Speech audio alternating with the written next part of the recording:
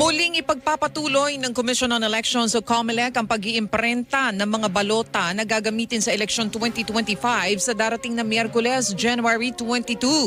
Matatanda ang pansamantalang itinigil ng COMELEC ang pag-iimprenta ng mga balota dahil kailangang isama ang pangalan ng ilang aspirant na ipinapalagay ng Korte Suprema.